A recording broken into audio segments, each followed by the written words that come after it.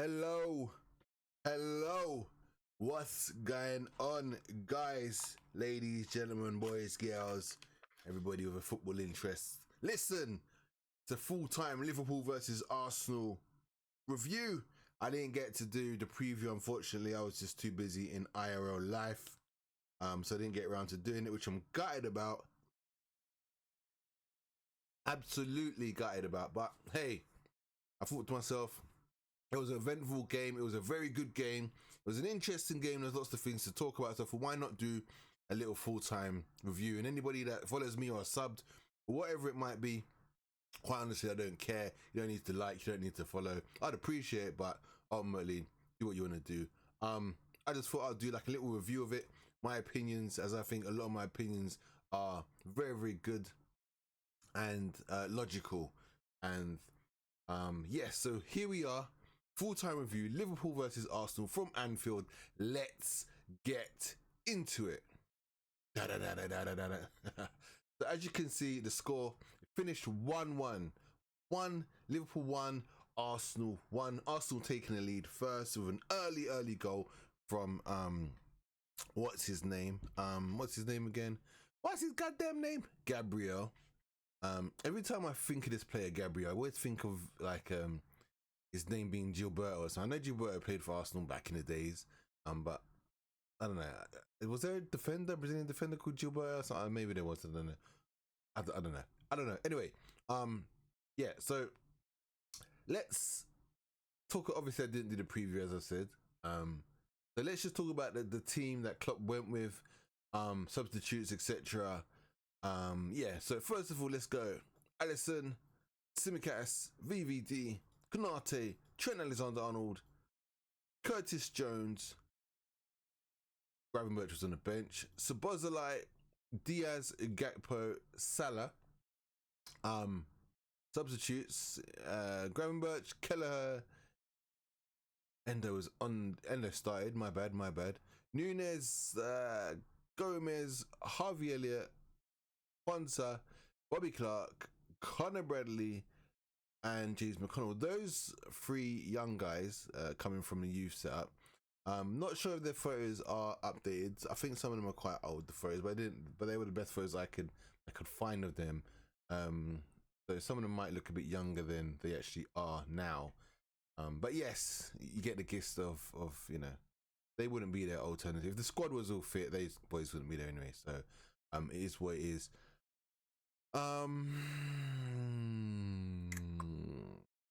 Injury list. Ben Doak. Poor guy.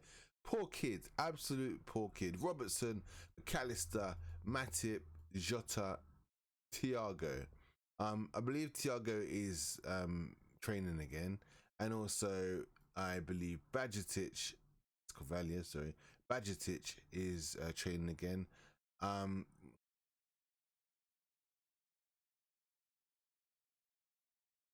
Adrian, also Carvalho, Phillips, Luke Chambers, Cade Gordon, and I need to move Chambers. These are just like the red angry birds, like the ones that are kind of on the peripheral, or so I'll quickly run through why they're even there. First and foremost, Luke is on the peripheral of the team. I think he was named in a couple of the squads. I think it was against Alaska or something. He was in and around the team. Phillips apparently was called back off loan. I'm not sure what the deal is with that now, whether that went through or didn't. Same as Carvalho too. Apparently he was called back off loan. Not sure. Bajcetic is supposed to be back in training, or is near on recovering. Adrian is just Adrian, and Cade Gordon is in and around the first 11 as well at the moment with all these injuries. So that quickly explains them. My injuries, obviously, as you see, Matip, Thiago, McAllister, Roberts, Jota, and Doak. Goodness. I mean, Doak isn't really. I mean, he's in and around the first team, isn't he? But yeah, still on an injury. So the starting 11 here: Alisson, Virgil van Dijk, Konate, Trent, Tsimikas, Endo, Curtis Jones, Szoboszlai, Salah, Gakpo, and Diaz. Now, it's very interesting the team that Klopp put out, because I would have probably made one change, and if I was to have done a preview, I probably would have gone with one change, and I think it would have been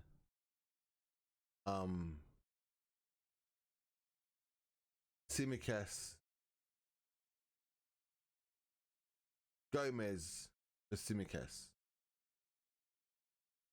I just think he would have been more solid, and as you saw when he came on, it was good. He shut down Saka, in my opinion. Shut him down. He did it better than Tsimikas did. Tsimikas didn't do too bad. Saka had a few moments, but that's okay, as long as they're not clear cut, clear opportunities, and you get your blocks in last minute or whatever. It's fine. I think Tsimikas done enough against him. But when Gomez come on, it was good night, Saka. You're getting locked off. He was shut down. But yeah, so that would have been the change that I would have made. So let's quickly talk about each one for a few minutes. Alisson's just Alisson. I'm not sure. The first goal was a bit weird, to be fair. I actually think it was more of a good kind of free kick from Arsenal. The way they worked it, I think it caught our defence a bit off, and also caught Alisson off. Neither nor knew what was happening. So I just think it kind of got a little bit of luck. It worked out, and it was a good looping header. I is what it is. Alisson, I thought he didn't have to make any big saves that I remember, to be fair. Maybe I'm missing something here. Maybe I need to watch the game again. I don't know. I did miss the first, 6, 7, 8 minutes. Because the goal went in prior to that. I don't remember him making any big boy saves, like real one-on-ones or anything like that. Yeah. Tsimikas, I thought Tsimikas done okay. I feel like he should have pushed Saka further up Saka's side of the pitch. I don't think he pushed him back well enough. When Gomez came on, you saw Gomez really pushing Saka back. And I think that keeps Saka in his own half, whereas Tsimikas didn't push forward as far. And so I think Saka could kind of play around this sort of area here, because obviously Tsimikas was sitting deeper, whereas with Gomez, if Gomez went in and we was building up play, Saka would have to track him, otherwise we got a 2-on-1 against Ben White. So I think Gomez coming on was brilliant, but that's what I would have done first half of I would have started Gomez, so you could just have that pushing Saka right back. But ultimately, until he got his collarbone injury, I thought Tsimikas was decent. I thought he was good. No problems. Could have been better, maybe, but then if we had won the game, he probably would be seen as a better. He would have been seen as a better performance because the team won. So his performance wouldn't have been looked at or frowned upon so much. Not that it was, but if we win, it's oh my god, what a performance from everybody, and all the moments are forgotten because we won. Doesn't matter. But yeah, Van Dijk I thought was a boss. I thought he was an unsung hero. I thought he just did the business. I thought he was as good as Saliba, probably better, for the simple fact that he was so good, he didn't even notice it. You don't even notice it because he's that good. Van Dijk doesn't get into situations where he's then he has to clear himself up. Like, for instance, if the ball is played to like an attacker, and let's just say Kanate, there was a few times when Kanate's control when the ball came to him in a defensive situation where it was a bit iffy, but then he had to redeem himself and tidy himself up. So, whereas Van Dijk, it's just it's just solid. It's just controlled, knows what he's doing, and it's smooth. Whereas Kanate isn't as smooth, and Saliba isn't as smooth. Saliba is smoother than Kanate, but he's not as smooth as Van Dijk. So I feel like that's why Van Dijk's performance yesterday went unnoticed.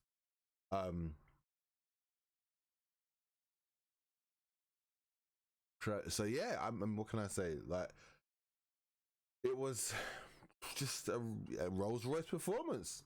Yeah, Kanate's performance, I do think he was a beast in terms of defending, out and out defending. As I said, he wasn't as clean as Van Dijk. He was ultimately still as good, I think, as Van Dijk. But he wasn't as smooth and as clean with it as Van Dijk is. There's not many defenders that are. So, but yes, defensively, 1-on-1s, I thought he was a beast. He shut off Martinelli. Probably the worst game at Anfield he's had in a while. But saying that, nobody else was much better than him. I thought Martinelli was more dangerous than Saka. I thought he was more dangerous than Jesus, and I thought he was more dangerous than any of the midfielders, whether it's Havertz or Odegaard or Rice. So if anybody was going to create something or do something, it was going to be Martinelli. So Arsenal fans need to, I know they're probably not watching this, but need to recognise that before they start calling him shit and he was poor and this, that and the other. Yes, I personally don't think he had a great game, but I just think that, Trent was ready for him this time. And Kanate, he had to deal with Kanate as well, which is, I'm not surprised he didn't really get around Kanate at all. And I say rarely, he actually didn't. Just didn't. Yeah, so no problems with Kanate at all there.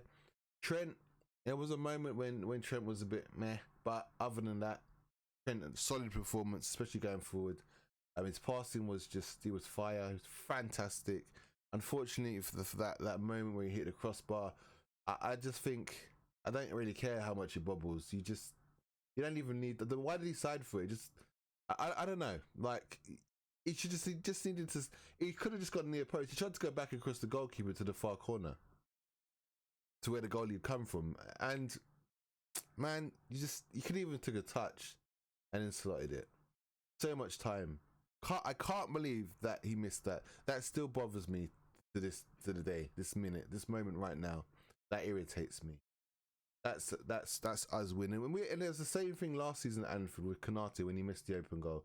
What is it with Arsenal? What is it against Arsenal and open goals and last ditch chances that we're just scuffing? What's going on with that?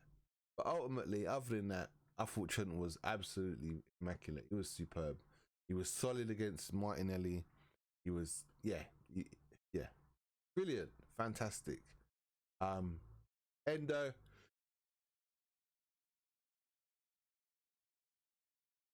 man, this guy. I said to you, if you go back and you look at my reviews when we first signed Endo, and I spoke about him, this guy is fantastic for his country, for Japan. He is immense. He's a brilliant player. He's a brilliant midfielder. Like, everyone needs to start showing him some respect now. He's doing it in the big game. City, Arsenal now. Like, you just got to start showing him respect. He does the simple things so well. 1 and 2 touch. Getting around the pitch, covering ground. Your little vicious tackle, little Mascherano. South Asian Mascherano.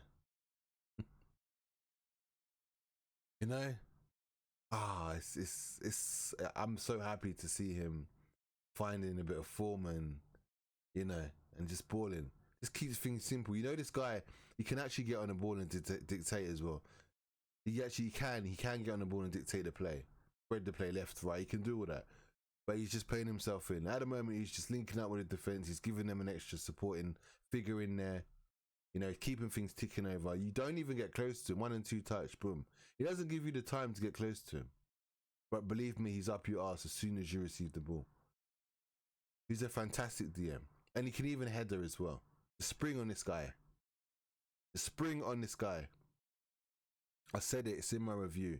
Knew about him before he signed for us when we was linked. I was like, oh my God, that's Endo, Japanese DM. He's quality. I was gassed to be linked with him. Nobody on this internet, nobody that I know of, that I read about or saw or heard a review from, spoke of him like I did or knew of him like I did. I'm telling you that from now. I was happy to be linked with this guy. And even if we do go and get someone who's, you know, potentially better or gives us more going forward or whatever, then we have 2 for different occasions. Fine. And yes, he's 31 and he's probably going to have his best season next season, or maybe this towards the end of the season will be his best before he starts turning off. I don't think so though. I think this kid has got, I reckon up to 34. I reckon he's fit, and I think he's injury. I don't think he's got many injuries, had many injuries. I think he'll be around consistent for the next 2-3 years for sure. If we don't look to move him on, or if he doesn't feel like he wants to leave Liverpool. But I'm very, very happy with him. I always bigged him up. I think he's a class player. Love players that just do the simple things. You don't need to have 3, 4, 5 touches to DM. Look how much times McAllister's been caught in the ball, and how look, how long has he been in the Premier League? And people will make excuses about, oh, he's not played in the 6. Listen, if you play on the left side, the right side, or the middle, you relatively do the same thing. 1 and 2 touch football as a midfielder, right? If you've slot into the middle, right, then you're doing the same thing. Nothing changes, right? And you're in possession of the ball, so you don't have to watch spaces or, you know, look for interceptions. You know, you got possession of the ball, so you're just thinking about your touches and when you're moving to, and not to lose it, recycle it, but either move it forward or push it out wide, one or the other. You know, so for me, I'm loving him at the moment. I hope he gets better and better and better. Endo, my guy. Jones is fire at the moment. He started off as fire, and he's got back to fire after the injury, the red card. I was impressed with him yesterday. I actually didn't want Jones to come off yesterday. Didn't want him to come off for Gravenberch. Really didn't want him to come off for Gravenberch. Gutted when I saw Jones coming off. Szoboszlai, I think it's fair that he came off. I think he had a few occasions where he should have let rip. One occasion he did let rip, but obviously he went the wrong side of the post.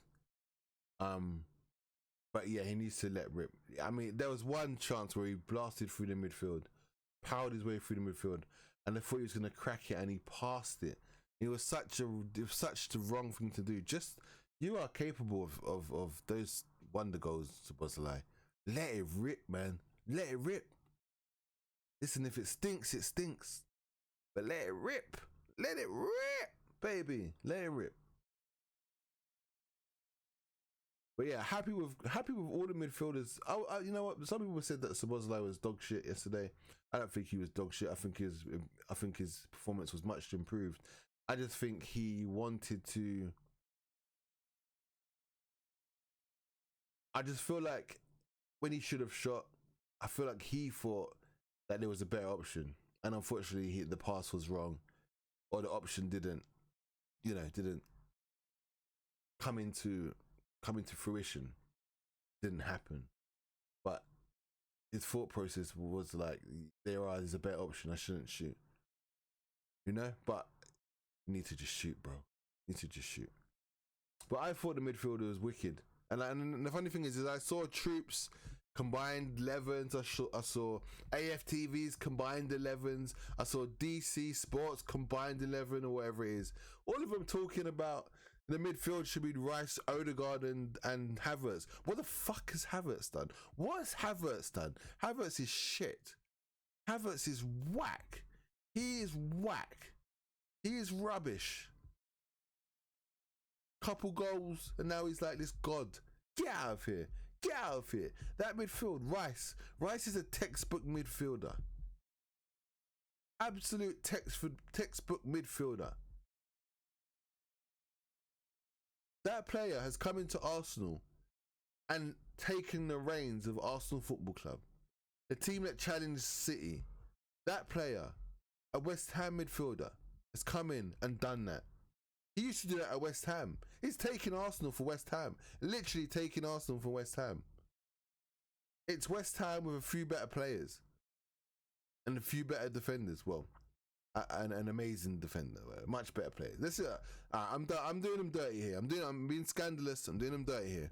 Much better team. But to let this player come in and act like he is is the god to your team now, it's kind of embarrassing. It's kind of embarrassing. I'll be honest. It's kind of embarrassing.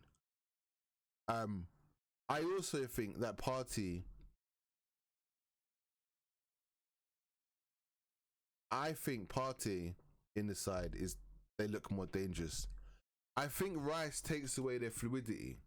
I think he's your textbook. He's kind of like a Henderson. Like he's the way he passes is really basic. He always chooses the basic option. And I think it dumbs down the Arsenal, the way they play. It dumbs them down, makes them more simple. If you look at the way City play, their midfielders, the intricacy of their passes, they will see a pass which the opposition won't see, and they'll play that pass, and then immediately the opposition has been opened up. Just a clever pass. Well, Rice won't do that. I don't feel like Rice has that in him. Partey does, and I just feel like maybe Partey and Rice in the 8 will be better. I don't know, but something with me, in my opinion, and I think that fluidity, when you find those passes going forward, it gives your attackers more opportunities, because you're more fluid up front. You're more creative. It's more creative. See, I think something's gone from the fluidity going forward from Arsenal, hence why their strikers aren't banging. And I think it comes from the midfield there, that part. And I just don't think they are as good as last season. I just don't think they are. Something's, it's definitely, yeah, it's like goals to game ratio, the likeliness of them looking like they're going to score. I don't get it. But more to my point is that, yeah, we was told our midfield was shit, Jones. None of the midfield should get in the combined 11. And who had the better midfield on the day? Our midfield bashed theirs up. Our midfield mugged their midfield off. It absolutely mugged their midfield off. We was closing them down. Like, you know, Rice got caught out. Rice got caught out deep. Odegaard was getting caught deep. Havertz didn't even get one pass forward in the whole game, getting shut down. Our midfield absolutely demolished them in midfield.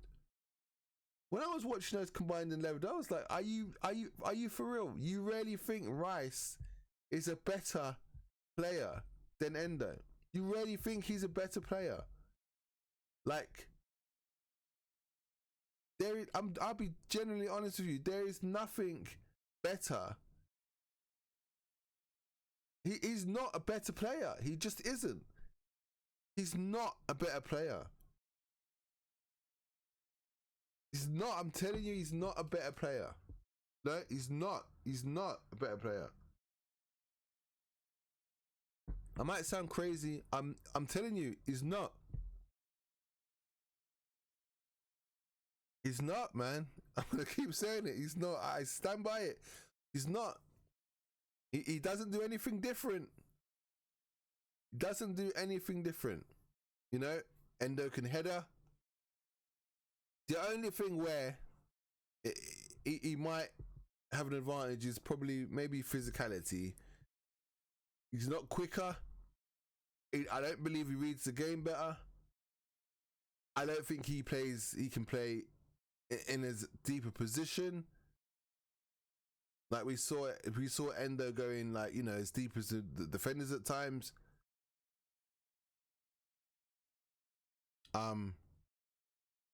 I just don't see how Rice is. But I think Rice is a really basic midfielder. I think he's a basic midfielder. I don't think there's anything special about him. I honestly don't. I'm not bothered we didn't get him. I'm absolutely not bothered. You know, Callum from Coppish was creaming over the guy. I don't get it. I don't get it. And I'm happy. I'm not happy, but I'm not bothered that we didn't get him because we've got Endo and also we've got McAllister, and I think they have more to their arsenal, no pun intended, their weaponry going forward, playing from deep. Like the kind of goal that McAllister scored the other day, that long shot, Rice could never. Rice could never. Not at that kind of goal, not at that level. Maybe right on the edge of the D, just the basic, you know, textbook shot into the corner, yeah. But a worldie like that, Rice could never.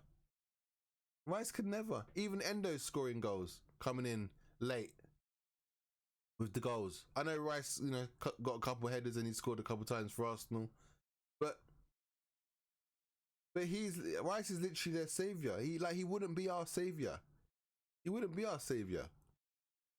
I just don't. It's just me and Rice. I just don't think he's anything special, and I certainly don't think he's worth the amount that they paid for him. You know, and I don't think he's gonna. I don't think the title's gonna go to Arsenal. I don't think it is. I think it's gonna go to City, or it's gonna go to Liverpool. I think when City start pushing Liverpool, City start climbing above. I think Liverpool are going to be like, oh shit, here we go again. And it's going to push Liverpool and City. Liverpool and City are going to run away. They're going to run away and it's going to be one of them. And Arsenal are going to be left like a deer in headlights. Guaranteed you. And maybe that starts this weekend at home to West Ham. When West Ham come and the whole Rice versus his old team scenario, and you know they've just beaten Manchester United. I could see them getting a draw at the Emirates. The other thing is when Champions League kicks in and it's serious time, nitty gritty, and Arsenal got to rotate or pick up a few extra injuries. Arsenal kind of been alright with injuries. They've not had key players out for long periods. You know, they've had a few, I believe, but not loads and loads like everybody else has. Liverpool, look at ours right now. Ridiculous, absolutely ridiculous. Like, you could argue there's 4 of our first teamers there. Robertson would start, Thiago would start, Matip would start, and Jota would start, probably over Diaz on the left. 4 of our first teamers are out. Madness. So, listen, guys. Give us the midfield back.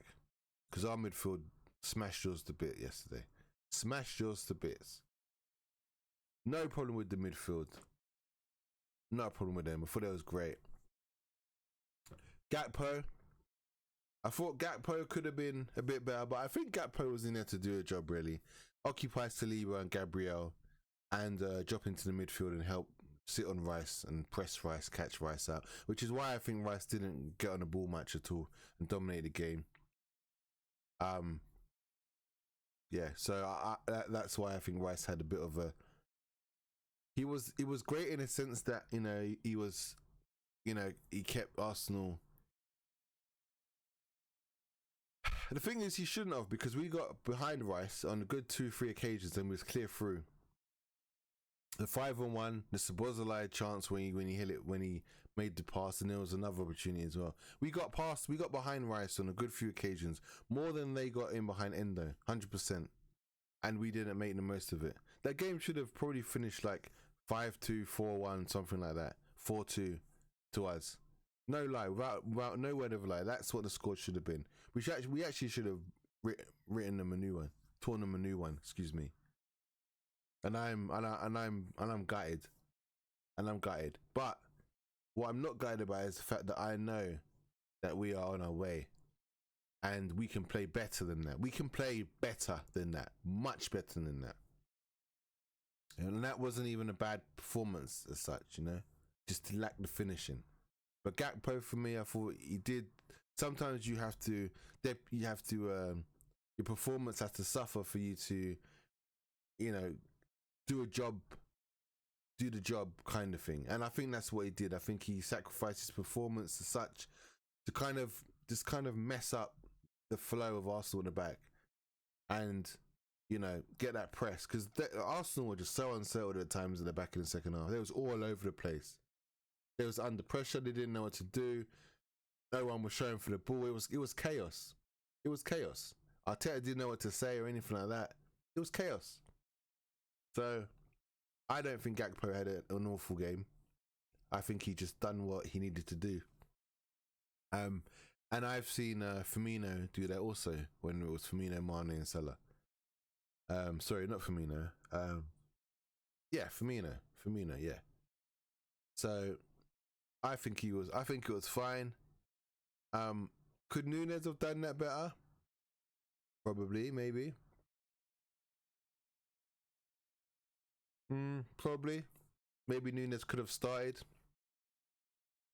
Could he have linked the play up better? I'm not sure.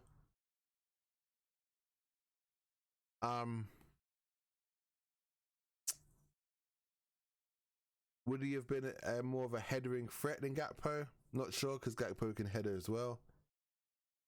So yeah, I don't know. I think either it could have gone either way. I think Gakpo was correct though in the end.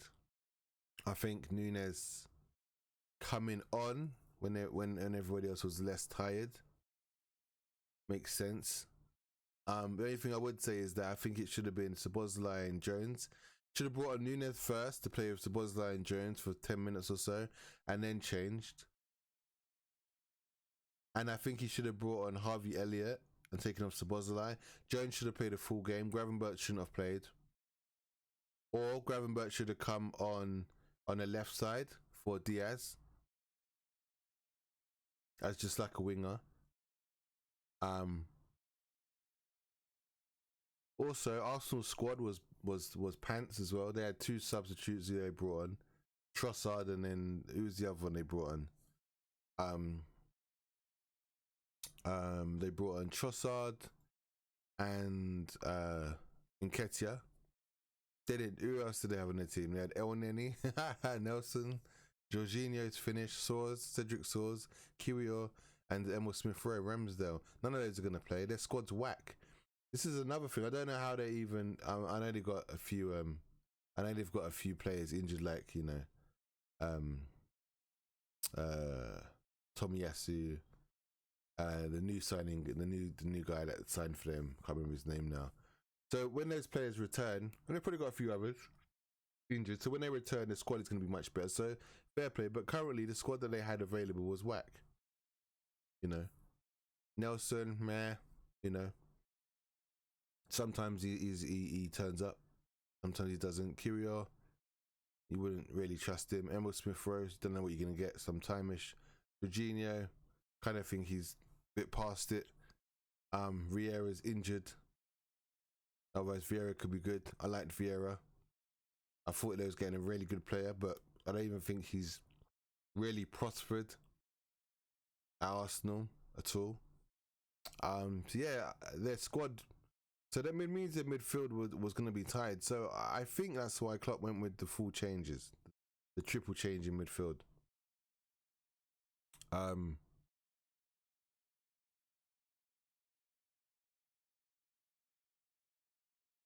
Well, I say triple change.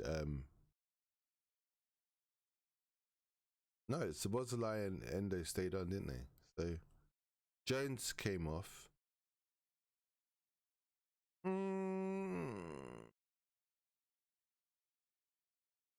Yes. That's quite odd then, because Jones was the only one to come off, and he came on for. I think it was more the rotation of the players, because what happened in the end when Jones came off, Salah, Gakpo come off? Yeah, Gakpo came off. Jones come off. Diaz came off. Nunes came on and was playing left. And then Harvey came on, played right. Endo, Szoboszlai, Gravenberch was the midfield.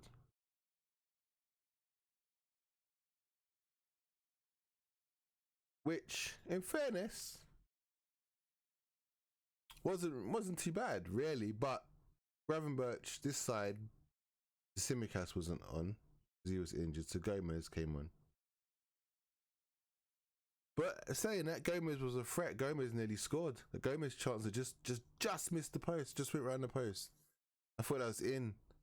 First goal ever. What a goal that would have been. So you know what I mean? It wasn't all bad. I mean, it wasn't all bad changes. I can't fault Klopp. Really, I don't think it was too bad. The only thing is Salah up against Saliba and Gabriel. I don't know about that one. I think maybe he should have. I reckon he should have kept Salah wide. And then I think he's got the speed and the fight and the physicality to push onto Gabriel or push onto Saliba and kind of get something maybe, or even a header, like try and win a header off them, play Harvey there, or maybe not, you play Harvey there and then play Gravenberch on the left side. I know he's not an out-and-out winger, but I think he's got the skill and ability to get around somebody or create something there. Who else would we have on the bench? Nobody.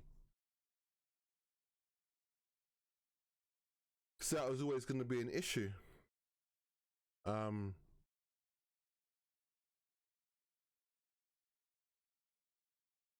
Yeah, that was always going to be an issue there, I guess.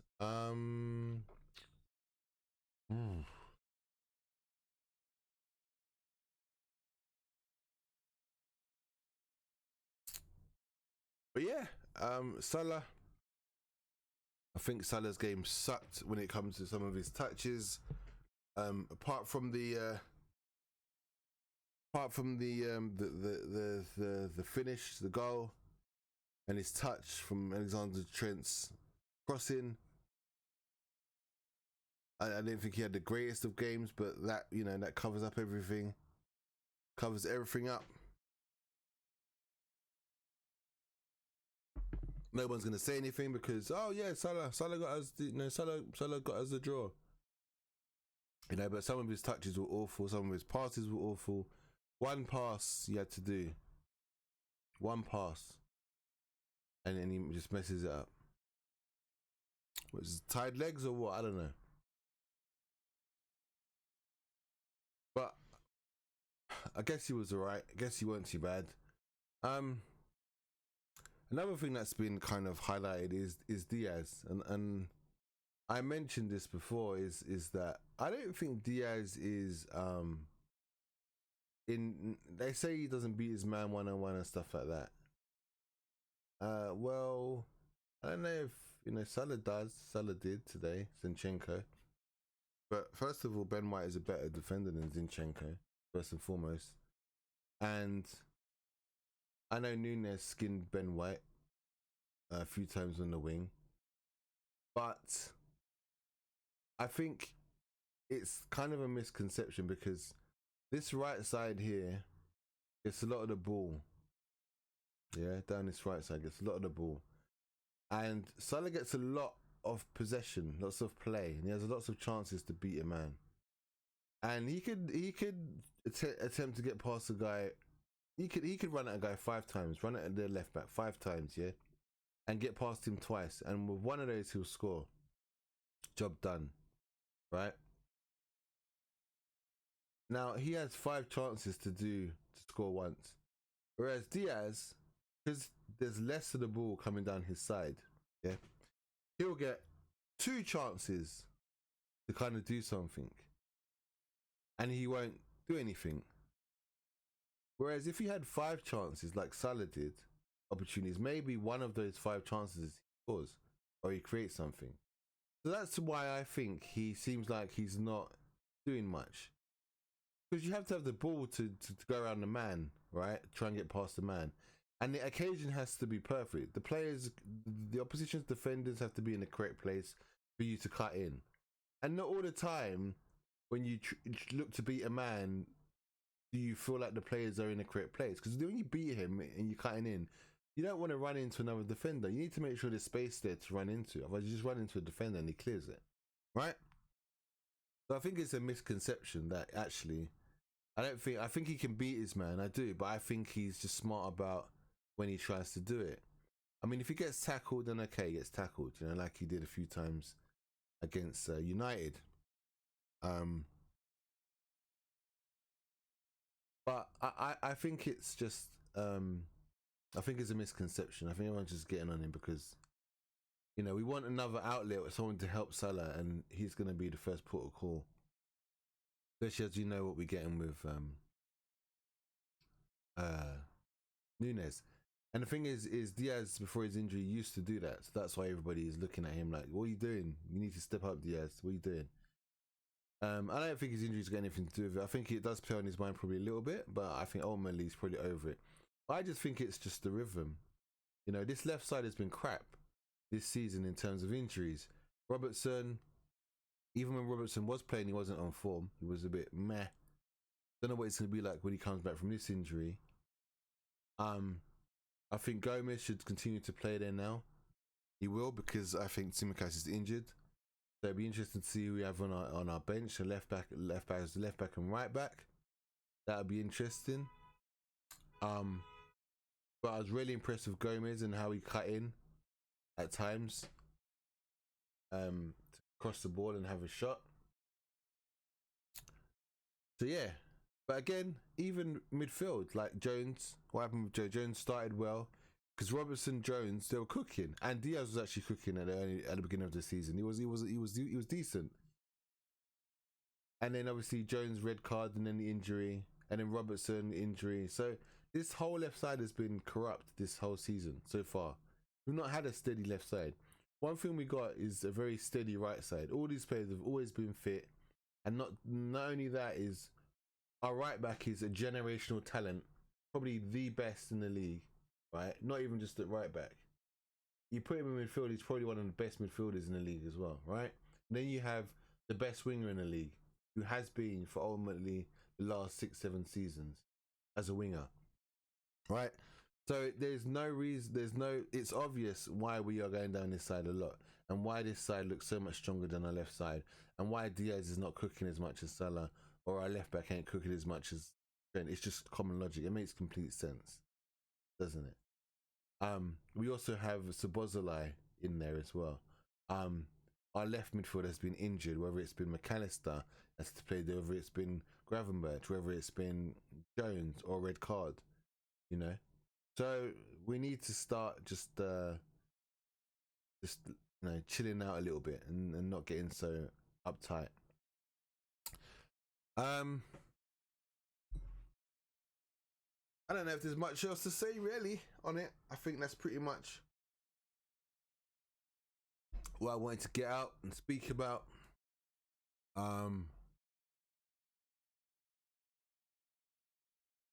It'd be interesting to see what we do at the Emirates, because I don't think Salah's there for one of the games, and nor is Endo. So I reckon McAllister will be back in at 6 if he's fit by then. Hopefully Thiago's back to slot into the 8, or can come on for Jones. Salah's not there. It will be interesting to see how we play without Salah. I do think Szoboszlai could probably play in that position, although I think Harvey Elliott will play there. But Jota will be back by then, so maybe we switch Diaz to the right and Jota comes in on the left. Or maybe, I don't know, Gakpo, or can Gakpo play them? Gakpo is more of a central on the left. Maybe Darwin can play on the right side, although I know Darwin prefers the left or centrally. So it'll be interesting to see what Klopp does. I don't think anybody comes in. I don't think anybody signed. I don't think so, right? Or anything. If anybody's loaned, it will be like a squad player just to see us through. to the end of the season or whatever as a little bit of extra firepower or backup, squad backup. Or he'll just use one of the youngers. Obviously, Doak is injured. Maybe Cade Gordon get, say, a spot on the bench or something. Who knows? But it'd be interesting. Very interesting. But listen, that I'm gonna leave that at that. Oh, my man of the match. Personally, my man of the match, I would have gone with Endo for us. I thought he was probably looked at as the weakest player on the pitch out of both sides today. Not today, yesterday, in this game. And to perform in the way he performed and outshine the whole of the Arsenal midfield, including Liverpool midfield too. I thought he was immense. The only person I think could come close probably, in a defensive sense, is Konate. He was an absolute animal. But saying that, Arsenal's front three were dross. So was it just standard procedure for him? Was it just a standard procedure? And he just done what he had to do, who knows? But for me, I would have chose Endo. You know I love Endo and I rate him highly. And some of you need to start rating him highly as well. Hopefully he continues this form. And this just pushes him on further and gives him even more confidence. Because I'm telling you, the boy's talented. And he's cook and he can cook. Anyway, I've been a Red Mist LFC Ninja. You may see a review soon, another review. I'm not going to do the Burnley. Maybe after that, I don't know. We'll see. If I got time, I'll do Burnley. It's an eventful game. Might do the full time. Feel free to like if you like. Leave a comment if you like. I'd fully appreciate it if you did. If you didn't, no worries. It's all good. If you sat through listening to this waffle, I appreciate you. I appreciate it. I hope I didn't waste your time. Listen, once again, I've been Red Mist FC Ninja. You can also find me on Twitter. But yeah, take it easy. Be safe, be good, and I'll speak to you soon. Laters.